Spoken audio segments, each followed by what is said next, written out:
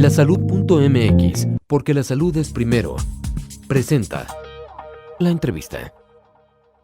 Hola, soy la doctora Aida Mashenka Moreno González, soy hematóloga pediatra. Actualmente soy jefa del servicio de hematología en el Hospital Infantil de México, Federico Gómez.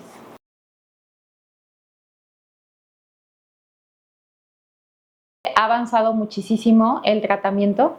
Empezamos, pues todos recordamos esta historia de los zares rusos, en las que teníamos una discapacidad súper importante y de hecho el miedo era que fallecieran en su casa desangrados.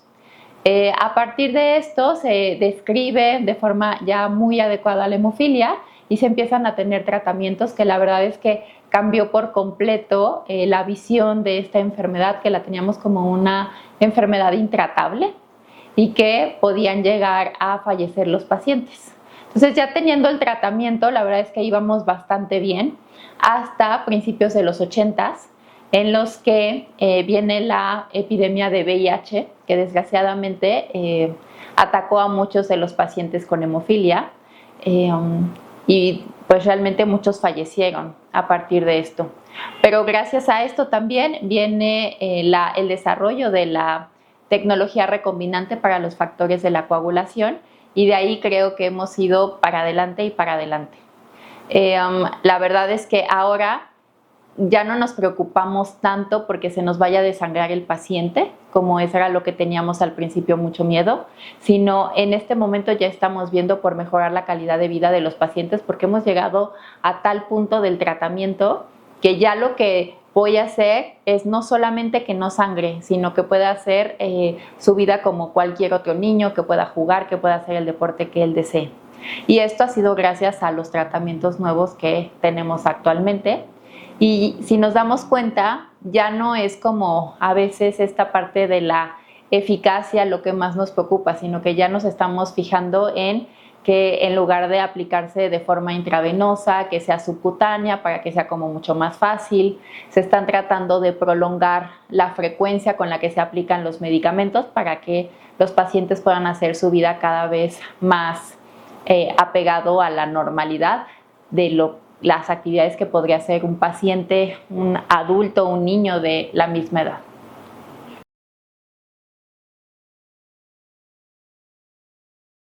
Pues es nuevamente esta parte de buscar, por ejemplo, las terapias de reemplazo. De las ventajas que tienen es que realmente la efectividad es muchísima, pero podemos inyectarlos de forma subcutánea. No es el paciente que tiene que estar buscando la vena, quién sabe, pues a pesar de que ya estén muy capacitados, pues se tardan, ¿no?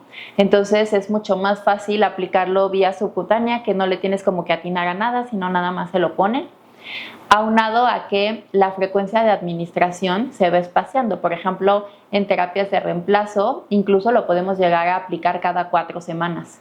Entonces es un día que, por ejemplo, en mi institución lo aplicamos ahí en el hospital, pero incluso hay pacientes que se lo podrían estar llevando a casa y ellos aplicarlo. Entonces, esta parte de ampliar muchísimo la frecuencia de administración y que la vía de administración sea mucho más fácil, pero sin perder ni un segundo la parte de la efectividad. De hecho, sabemos que terapias de reemplazo nos pueden llegar a dar la tasa de 0 sangrados, que eso sería pues prácticamente la vida de un paciente sin la enfermedad.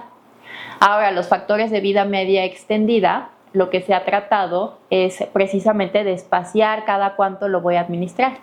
Y si bien muchas veces no hemos logrado espaciar muchísimo, porque a lo mejor se aplican 2 veces a la semana en lugar de 3, pero el nivel de protección que nos van a dar, el nivel de actividades que voy a poder realizar bajo el tratamiento con estos medicamentos, la verdad es que es muy bueno. Y bueno, por último, la terapia génica, que ya es una realidad aquí en México. Ya el doctor Jaime García ya tiene pacientes en protocolos de terapia génica, porque hasta el momento solamente está aprobado para adultos. Pero pues se le pone una dosis del medicamento que finalmente lo que va a hacer es introducir información genética mediante un virus para que las células del hígado empiecen a producir el factor. Entonces es una dosis que hasta el momento es solamente una vez en la vida, y lo que ahorita están vigilando y los estudios que se están haciendo es saber cómo a largo plazo cómo va a funcionar ese hígado, cuánto tiempo nos va a durar esta terapia, pero la verdad es que ya es como una realidad que a lo mejor hace 20 años ni siquiera vislumbrábamos de que pudiéramos llegar a curar la hemofilia.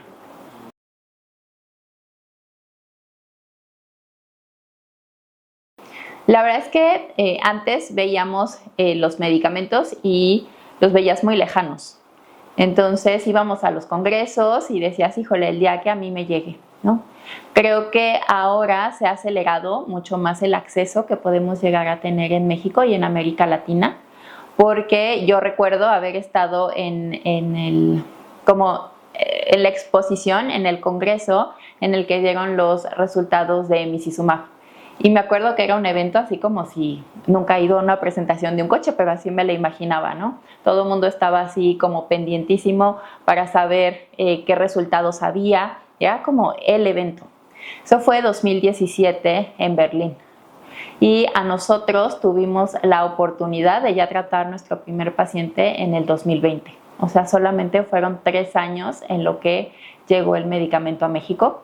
Entonces creo que este acceso, la verdad es que fue bastante rápido para lo que habitualmente habíamos estado acostumbrados.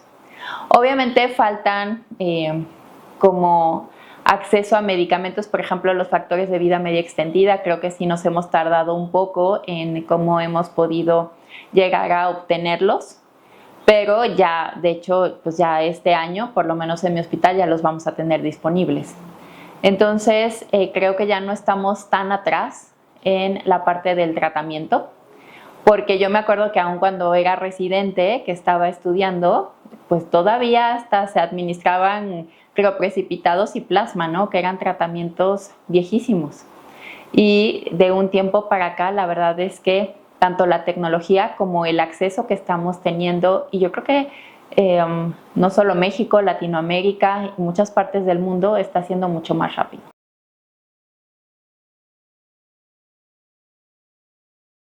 Yo creo que una muy importante es el diagnóstico oportuno, porque ya cuando llegan a una institución que tiene como el conocimiento de la enfermedad, probablemente la presencia de una clínica multidisciplinaria, creo que ya se facilita mucho esta parte del journey para el paciente.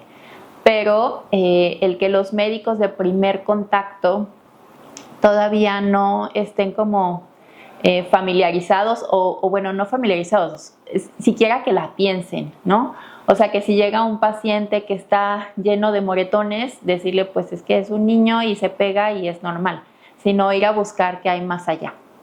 Entonces creo que esa parte todavía es un reto, a pesar de que pensaríamos que eso ya lo tendríamos que tener cubierto. Yo creo que hay mucho que trabajar en esta área del médico de primer contacto para que de verdad pueda llegar de forma oportuna. Porque no es lo mismo el niño que me llega al año de edad con la sintomatología al niño que ya me llega a los 8 años porque ya tiene sangrados articulares, porque ya se lastimaron sus articulaciones. Ahí por más que haga, la verdad es que dándole el tratamiento oportuno, probablemente su articulación ya esté muy lastimada. Y a lo mejor no es que los papás no buscaran atención, sino que buscaron, pero le decían es normal, o buscaron y a lo mejor lo mandaron a dermatología porque tenía moretones, o a lo mejor lo mandaron a reumatología pensando que era una artritis porque estaba gordita la articulación y no lo pensaron. Entonces yo creo que ese todavía es un reto muy importante que tenemos que trabajar. Creo que el Día de la Hemofilia nos sirve para precisamente concientizar que existe esa enfermedad, dar información para que médicos la puedan pensar, sospechar y referir de forma adecuada.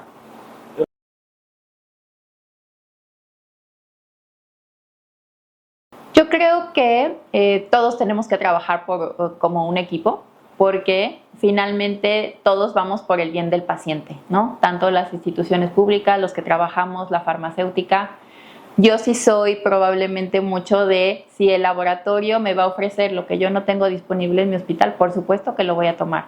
Si yo no puedo tener ultrasonido todo el tiempo, pero puedo hacer una jornada de hacerles ultrasonido a mis pacientes, patrocinado por un laboratorio, lo voy a tomar. Entonces, son importantes las políticas públicas porque realmente nos hizo avanzar bastante en el tratamiento de la hemofilia. Yo creo que fue un parteaguas en el 2019, cuando tuvieron la iniciativa de citar a expertos para decir qué es el tratamiento que ustedes quisieran darles de forma ideal a los pacientes.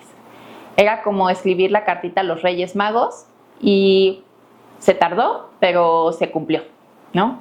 Entonces, ya esta parte de le voy a dejar la profilaxis muy bajita porque no me alcanza el medicamento, la verdad es que en muchas instituciones ya se dejó atrás. Y eso vino a mejorar muchísimo la calidad de vida de los pacientes. Y esto fue pues también gracias a una política pública, a una iniciativa para que los factores incluso bajaran su precio porque eran muy caros. Y con esto también pudimos introducir de forma temprana anticuerpos monoclonales, terapias innovadoras que a lo mejor si no hubiéramos tenido esta iniciativa pública, pues probablemente quién sabe cuántos años nos hubiéramos tardado. Y pues yo creo que también las organizaciones de pacientes son súper importantes porque a lo mejor en algún momento decimos, ay, esa mamá que da lata, ¿no? Pero yo creo que si estuviéramos en su lugar y nuestro hijo no tuviera el tratamiento, o sea, yo también haría lo mismo. Entonces, creo que todos tenemos que trabajar en equipo, instituciones públicas, cambiando políticas públicas, las federaciones de los pacientes que nos ayudan a hacer eso y los laboratorios que estén como un soporte atrás de nosotros, aportándonos lo que no podemos llegar a obtener de forma tan fácil. Yo creo que hay que aprovechar como cada cosita que te den es en beneficio del paciente. Sumar siempre y trabajar como todos un equipo, que al final todo esté centrado a la atención del paciente, que es quien va a estar en el centro. Y no creo que haya nadie más importante de si el laboratorio, que si las instituciones públicas, y considero que nunca deberíamos estar peleados con las industrias farmacéuticas. Creo que es algo que nos puede sumar mucho. Lasalud.mx